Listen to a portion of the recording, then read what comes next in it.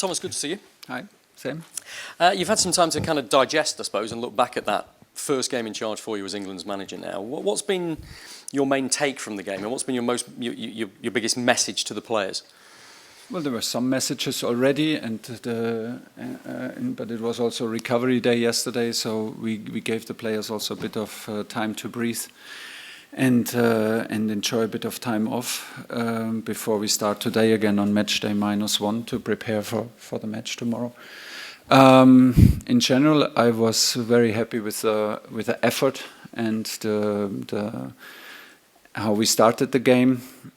We played a lot of passes. We were totally dominant. We were well structured, so we conceded absolutely no counterattacks. We were very well aware of the long balls and collecting the second ball. So we put a lot of effort in. This was maybe not so visible. It was not so exciting to watch and not so attractive, but it was necessary to keep Albania to an absolute minimum of no big chances at all.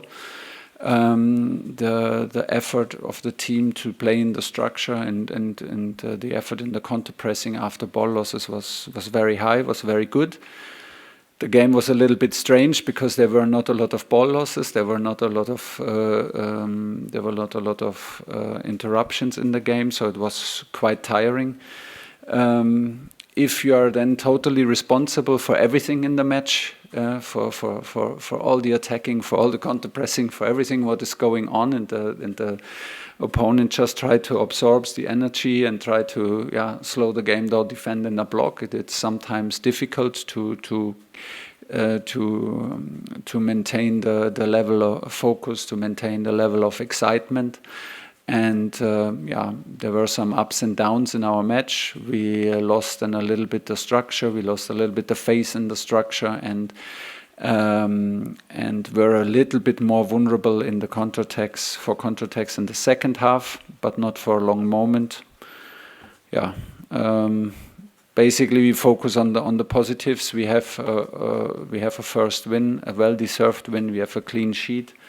We have a win against the unorthodox opponent who played very well in the Euros and made the most of the role as an underdog, and from there we go.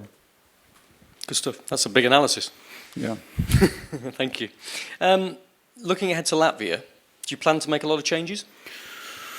Yes and no. I mean, we have also reasons to let all of them play again and say let's do stuff a little bit better and find our rhythm together and find the connections. But we have also reports from the physical department, of course, that there are some players are flagged with slight concerns or like with worries or like just the observation that they had a lot of acceleration, deceleration, a lot of sprints.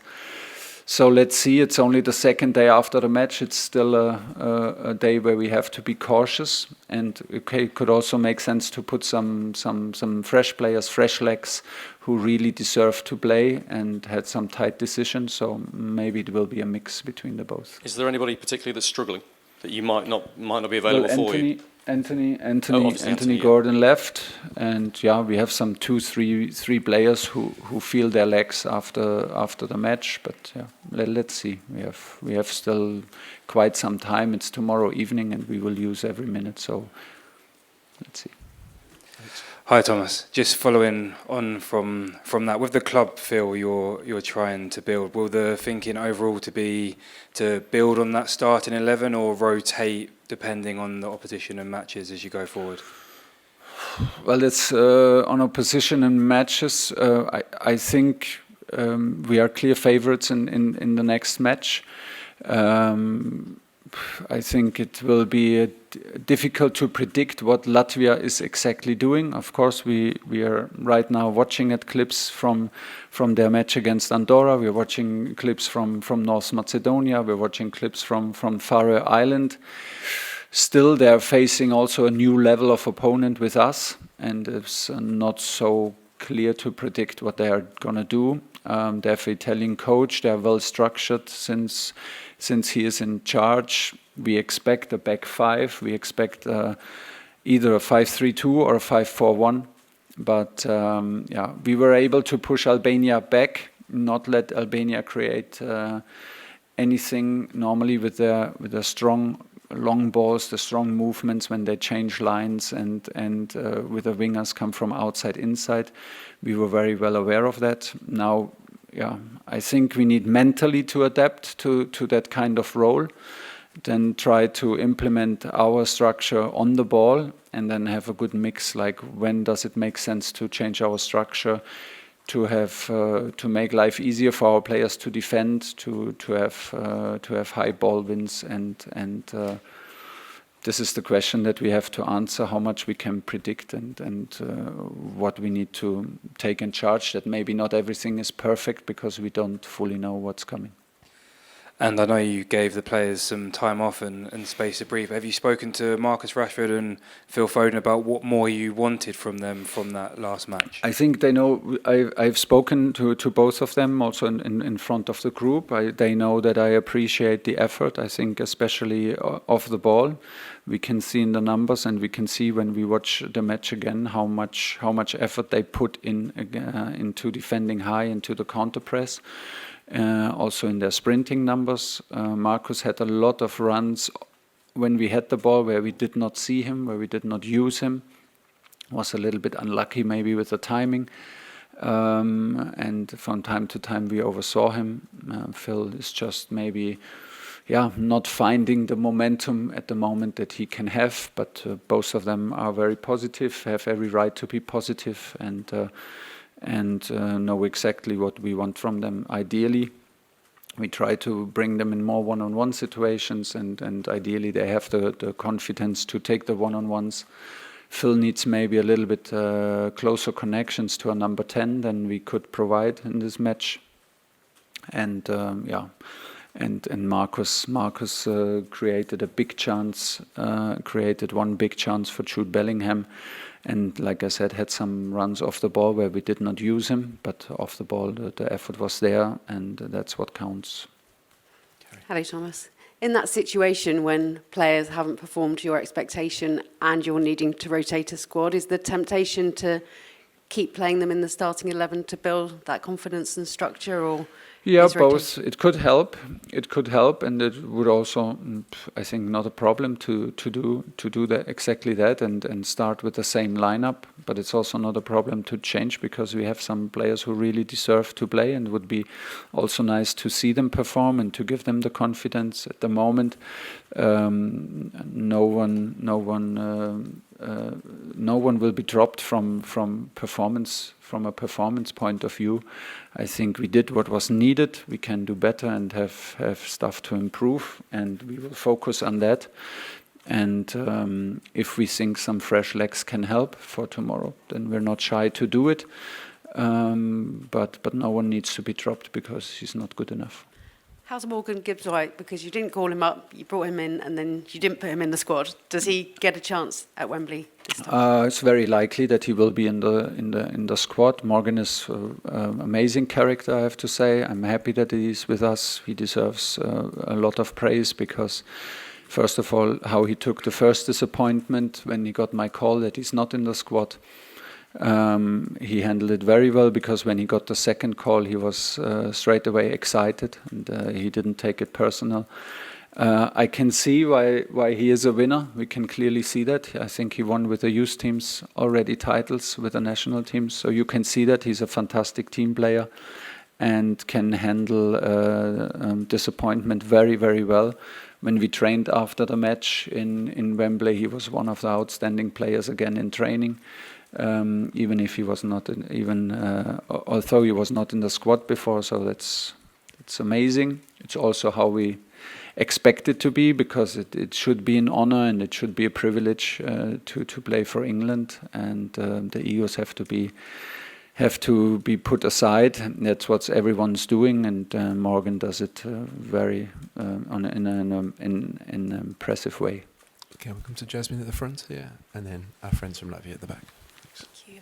Thomas, your honesty is incredibly refreshing. Even after a 2-0 win game, you still said we need to do better. What does better look like to you? A little bit more structured, still a higher rhythm, more penetration in the opponent's box, more runs off the ball, and put our standards higher to more repetition of the same patterns.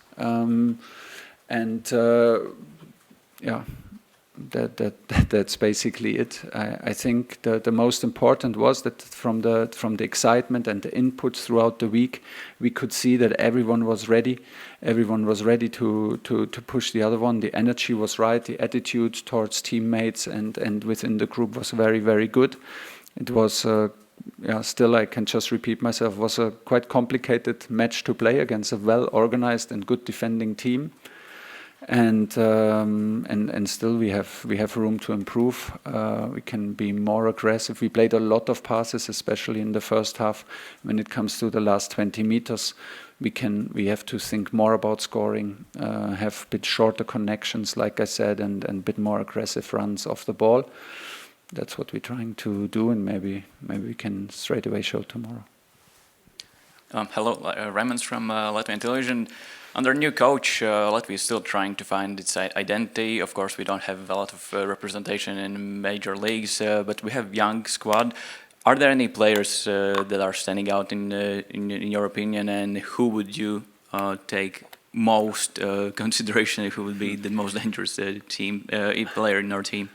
I know all the faces of your players, but I have to admit that I don't know all the names. If you ask me, you have one key player out, unfortunately for you. Good for us, one key player in the half left midfield.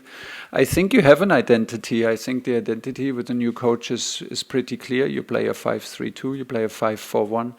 You play straight forward, very, very quickly, straight forward into the two strikers. You have wing-backs on the side who then support to attack. You have a number 8, minimum one number 8, two strikers in the box. And you try to cross very early. So I think there are quite some patterns already visible. I think it's also, you have to be patient and trust in the process. We can clearly see that you have a young team, and we will prepare professionally, and we will raise our standards hopefully to be the winner, because that's what we demand of ourselves. But we respect the quality and quality of the coach and the team, of course. Matis Timofejos, Latvian television too. Thomas, you have a great career in club football in Europe, Germany, France, England. What can you feel already right now in England? What's the main differences to manage club and manage a national team? That I'm the most happy when I'm football coach in England. This is what I can tell you, because I think it's a very special place to be. It's a very special group of players, and the league and the approach of the fans to the league shapes the character and the attitude of the players, which is always a pleasure to be around, and there is no difference.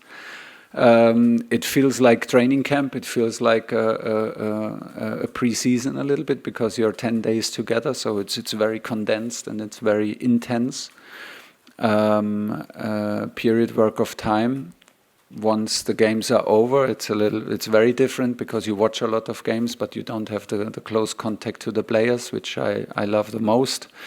But it's exciting, because we have 16, 17 months and a big target. We want to qualify for US, and we wanna arrive as a strong group who's ready to go all the way. So it's an honor, it's a privilege, and it's a lot of fun so far. Hi, Thomas. There were doubts before the game between a back three or a back four for your team. You ended up picking a back four. Yeah. Curious about your process on picking a back four, and if this is the final asset of your team going forward. Not necessarily. I mean, it was our first game together, and it's important to have these games together to get to know each other better, and see how the connections work, and see where we can improve, and where we have maybe slight problems. It's always about the players who gives what to the team, and then find the best system that they feel the most comfortable, and be the most threatening, and at the same time most balanced squad. At the moment, we thought that the first idea was very, very quickly that we wanna play very offensive, also with very offensive wingers. If you play normally with a back five, then you play with wing back positions, and you have maybe sometimes only 3 offensive players, goal scorers on the field. We opted for a back 4 to have at least 4 plus a hybrid midfielder on the pitch. Was Curtis Jones. It can be then from time to time in this formation that we played now, can be even like 5 offensive players, which we will also try from time to time and see if we get the balance right, if this is possible. We still have the option to play with 3 central defenders, which I'm also familiar with, and which has also advantages. And let's see. I think the players in the end will make the choice how good we are, how good we adapt to the different approaches. Football now is very, very fluid, so systems are maybe just static in goal kicks and in kickoffs, and then it becomes very fluid. And it's more about connections and finding principles that everyone can buy into, and this is what we're trying. On AM, on DAB, via the talkSPORT app and on your smart speaker. talkSPORT.